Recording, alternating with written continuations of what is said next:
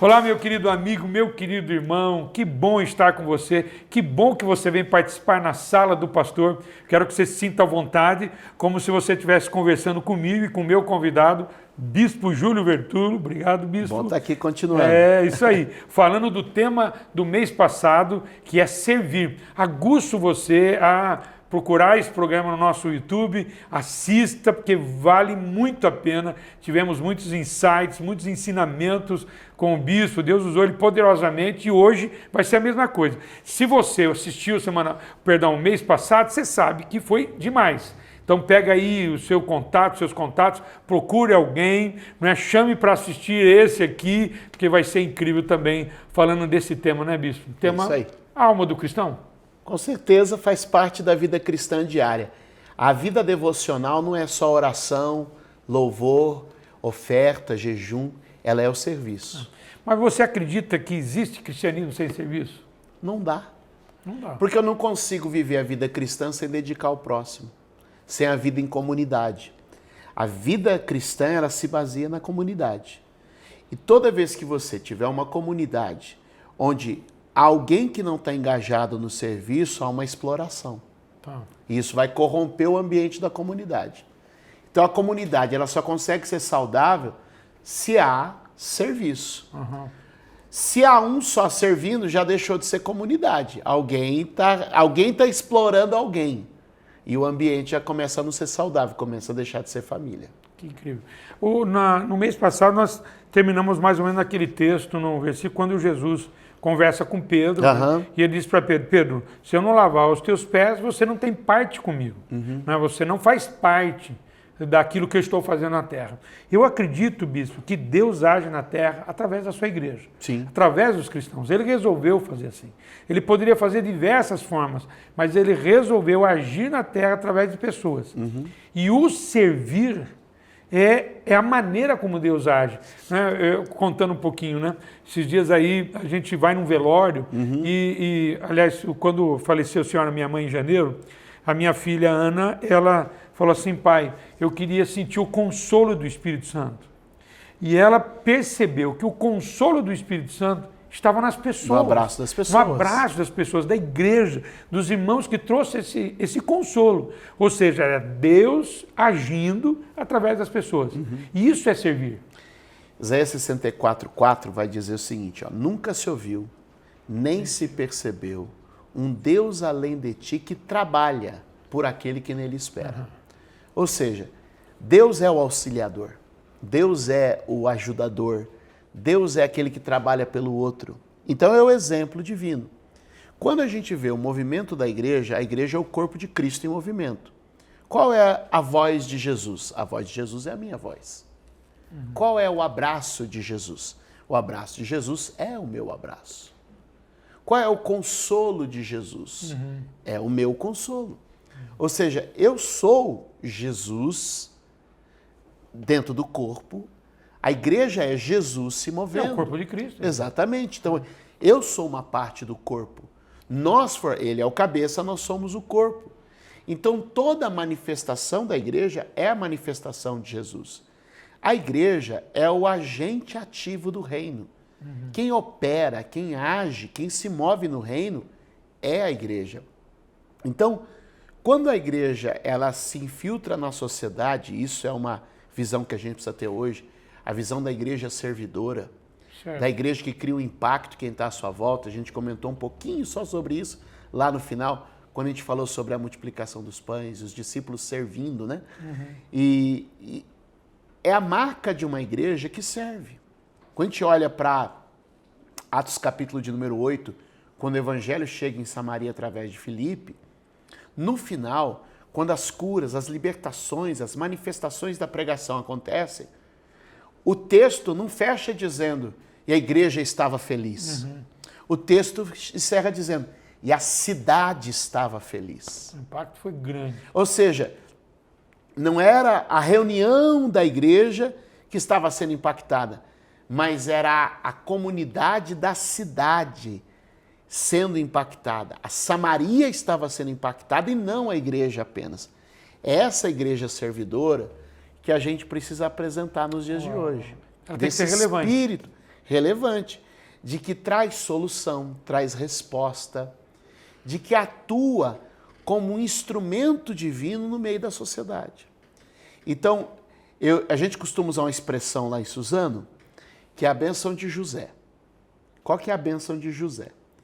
Quando Jacó reúne os seus filhos, ele chama José, coloca a mão sobre ele e diz assim: José é um ramo frutífero, cujos galhos se estendem além dos muros.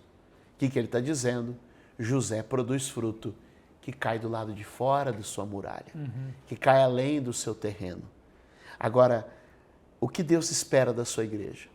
Uma igreja plantada aqui em Jundiaí, lá em Suzano, onde quer que a pessoa está, que essa igreja estenda os seus ramos e os frutos venham cair fora dos seus muros, do seu terreno.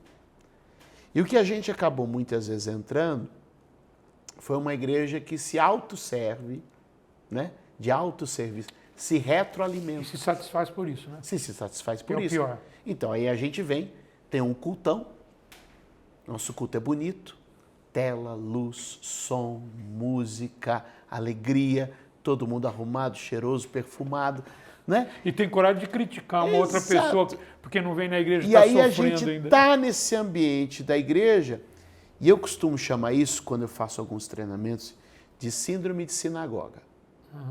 Porque a sinagoga, ela funciona para atender o judeu. Ou seja, ela está aqui para atender os judeus. Ou seja, e assim era no mundo todo quando o evangelho começou. As sinagogas estavam plantadas para atender quem? Os judeus. E aí vem o cristianismo, o evangelho, através da igreja, e começa a dizer: não, a gente tem que falar com o gentil, a gente tem que falar com o vizinho, a gente tem que falar com o próximo. E aí essa igreja que entra em contato com o outro é que começa a expandir pelo mundo. A obra missionária acontecendo. Então a igreja começa a ter uma transformação de mentalidade. Eu passo a vir para cooperar. Eu passo a vir para somar. E essa vida de serviço voluntário, né, que tem um desejo de se entregar, de se render ao serviço, ela começa a se manifestar numa igreja generosa, doadora, abençoadora da sua comunidade. E aí a gente vai romper com o seguinte estigma. A gente se contenta com a audiência. E a audiência não é relevância. É possível que uma igreja no domingo tenha grande audiência E pouca relevância. e pouca relevância Ou na talvez comunidade. nenhuma, né? Ou nenhuma relevância na comunidade onde ela está inserida. Então a gente precisa entender isso. A gente tem audiência no domingo, mas precisa manifestar a relevância na segunda-feira. Eu vejo assim que a igreja criou também uma barreira para isso, sabe?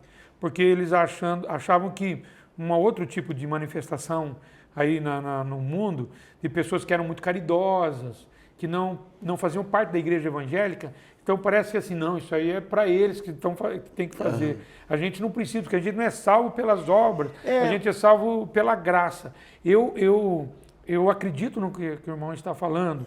Eu não sei se a igreja também, bispo, porque primeiro fazer das famílias da fé, primeiro fazer dentro de casa, mas ela ficou tão concentrada nisso e satisfeita com isso. Mas eu acredito sim, porque até o DNA da igreja, né? Tem lá a formação dos diáconos, eles eram homens cheios de Espírito Santo para servir a mesa. Isso, e cheio de Espírito Santo para cuidar das viúvas e dos órfãos, que é obra social. A igreja evangélica tem um pouco de dificuldade nisso. Aliás, talvez muito até. Eu acho que a expansão, a gente viveu um momento de expansão muito grande e a gente perdeu muito da mentalidade missional da igreja. Isso foi se perdendo ao longo do tempo. Por exemplo, eu fui criado escrevendo carta para missionário. Então, nos juniores lá da igreja, chegava lá uma época do ano que fazia campanha de missões. Então, cada menino, cada menina lá dos juniores da igreja escrevia uma cartinha para o missionário. Aí a gente recebia uma cartinha do missionário. Aí então a gente tinha uma visão, né, missional da igreja em si. Aí o que aconteceu? Hoje eu estou trabalhando um tema, se o senhor me permitir falar. Faz favor.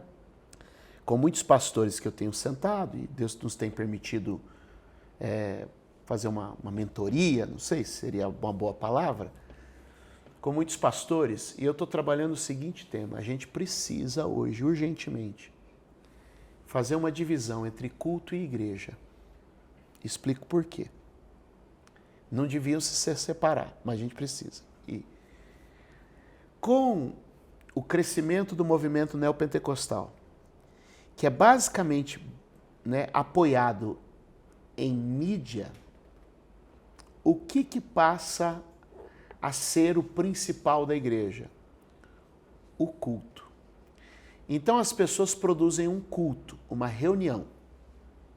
Uma reunião. E o que eu consigo fazer no culto? O culto eu faço em qualquer lugar, com algum recurso e uma certa dose de carisma. Então eu coloco lá uma plástica bonita, eu crio uma programação atraente, eu fiz um culto. Por trás deste culto, existe uma igreja ou é só um culto? Uau, que pergunta. É uma reflexão que eu tenho chamado os pastores hoje, nas mesas onde eu sento. Você consegue diferenciar o culto da igreja? Porque é possível que a gente crie o culto, e aí a gente tem as referências das igrejas americanas, as grandes igrejas famosas, que encantam as nossas vistas com a produção do culto. E ok, não estou diminuindo isso. Ao contrário. Só que a minha pergunta é, por trás deste culto existe uma igreja? Então, quando eu venho aqui na casa de Deus, sento com o Senhor, conheço tua família, já tive contato com os seus obreiros, eu sei que existe o culto, o auditório, tá lindo, tá arrumado, é produzido, mas por trás existe uma igreja. Aqui, né, nos corredores tem uma igreja funcionando. O que a gente perdeu com esse avanço dos anos 90, 80, 90, o romper da igreja neopentecostal baseado em comunicação de massa, foi que a gente passou a valorizar a reunião. E muitas vezes por trás dessa reunião, a gente não tem uma igreja que vive e que se manifesta como corpo. Na comunidade. Na comunidade e muitas vezes nela própria. Aí, o que a gente criou? Então vamos pensar, o moço criado lá nos anos 80, 90, foi crescendo, anos 2000, ele era jovem, o que ele vê? O que é o pastor para ele? O pastor para ele é o cara que está diante da câmera, que fala sob as luzes e que apresenta-se diante de uma multidão. Mas o que é o pastor? Tanto que eles acham que a gente só faz isso, né? Só prega. O que é o pastor? A vida pastoral ela se dá por trás da câmera, no gabinete pastoral. O senhor estava me falando há pouco que o senhor teve ainda pela manhã num velório. É o velório, é a visita no hospital. Ou seja, é o atender as famílias. Olha, o senhor me contando, ó, que eu coloco, eu e minha esposa, ponho 2 cadeiras e atendo um casal. Essa visão de uma igreja que está por trás do culto, que tem performance, que tem plástica, que tem beleza, que tem luz, que tem produção.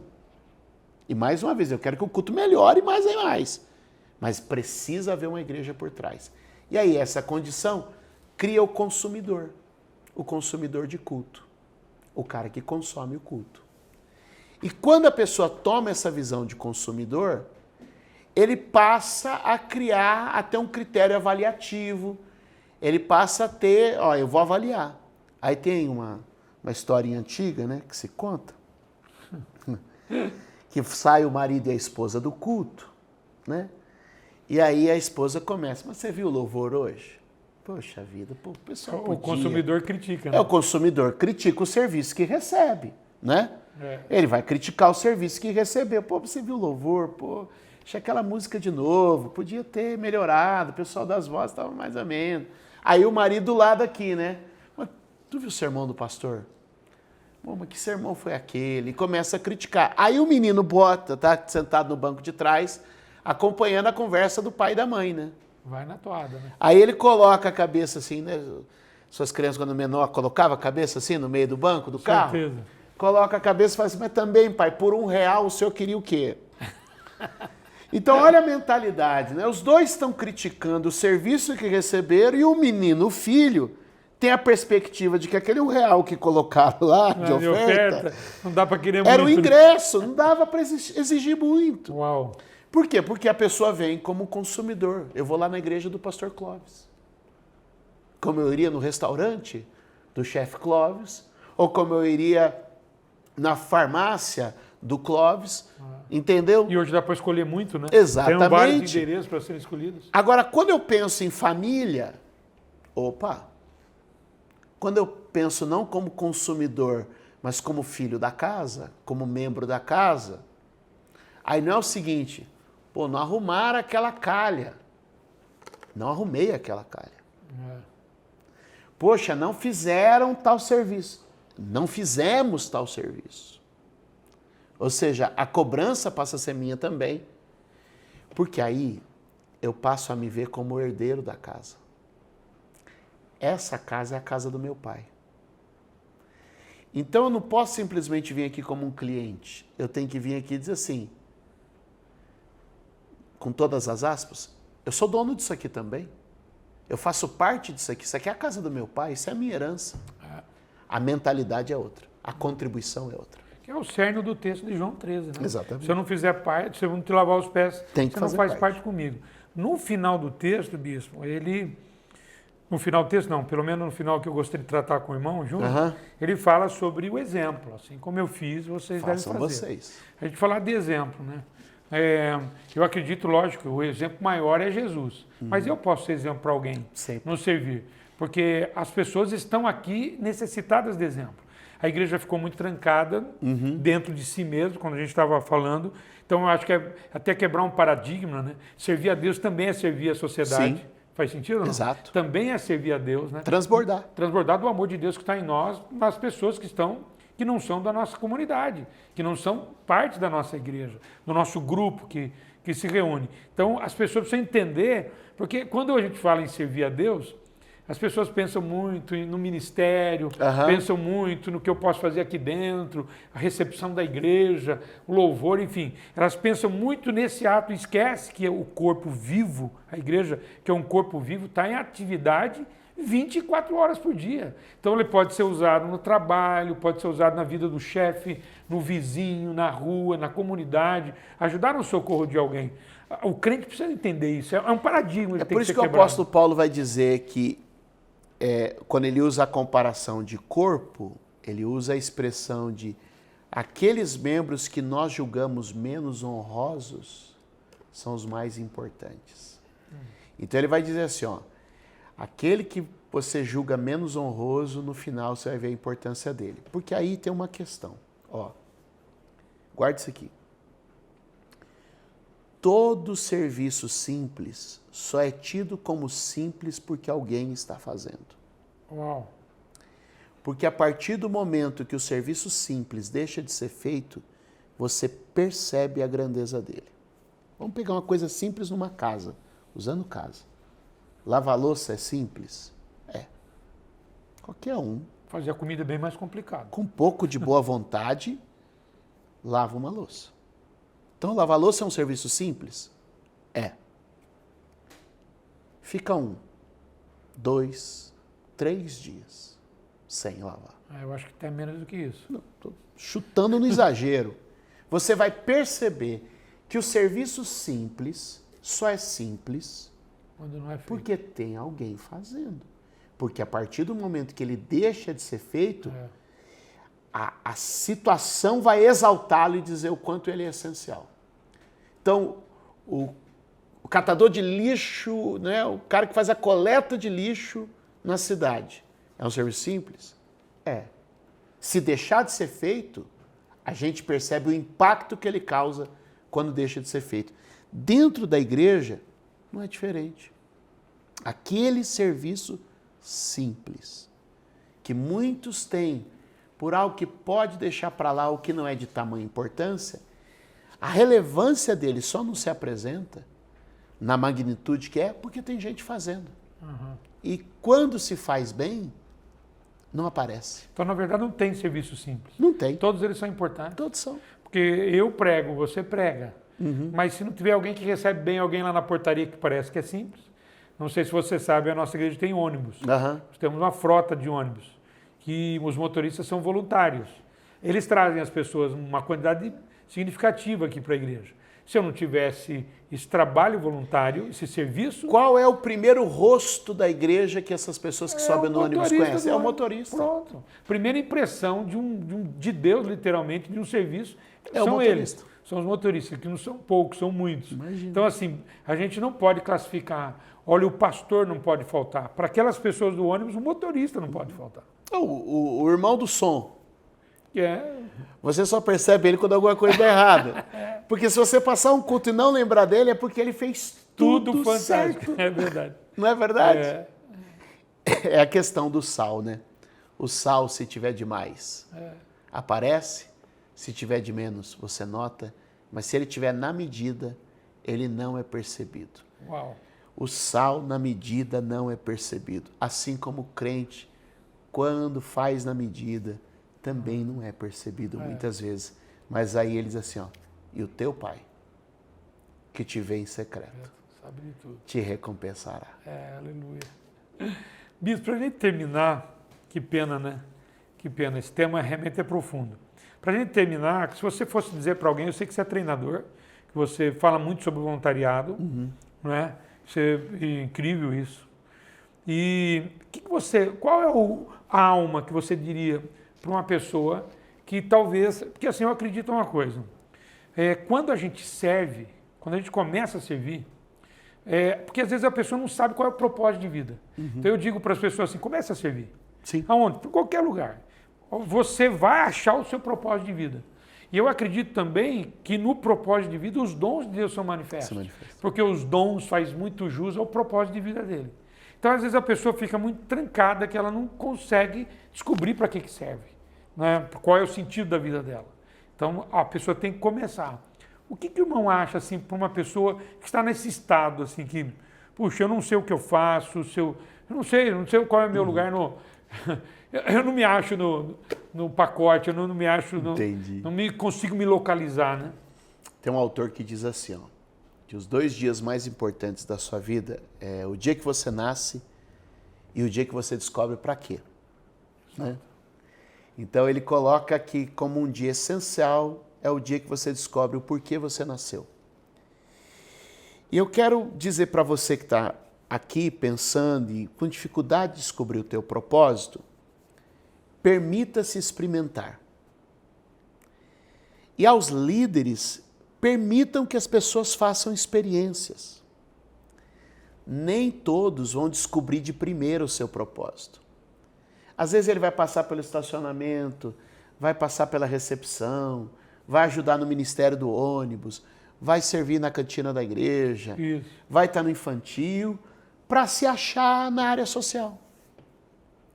Mas se depois ele tentar 2 ou 3 vezes, ele desistiu, as pessoas desistirem dele, a gente pode ter eliminado um grande ministério lá na frente. Então, líderes e liderados, permitam-se experimentar.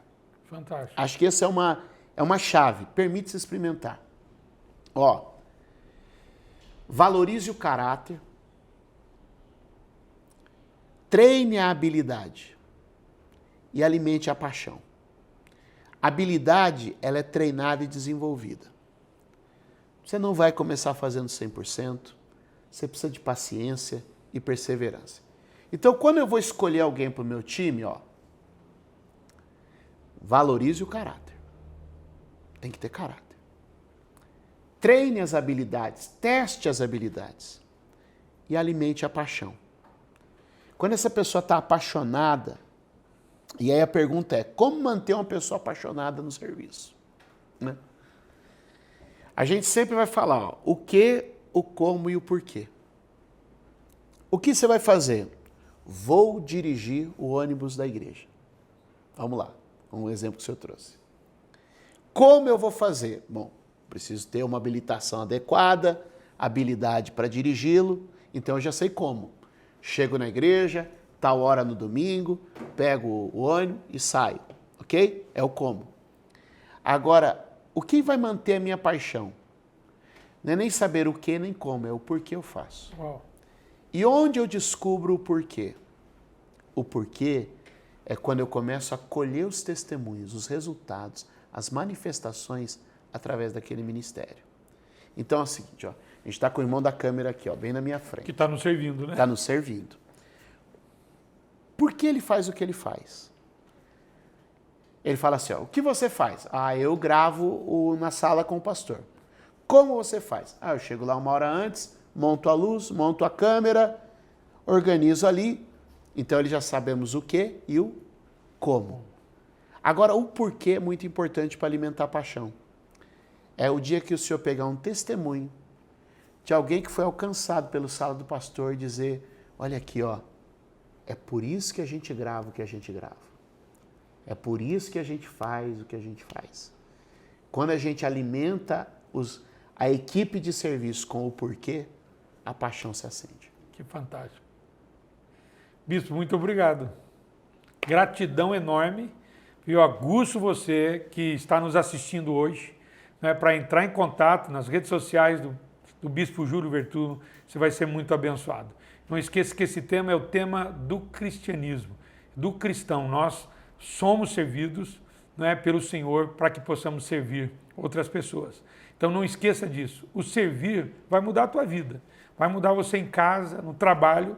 Não muda só na igreja, mas muda na tua casa, no teu trabalho. Porque o servir é transformador.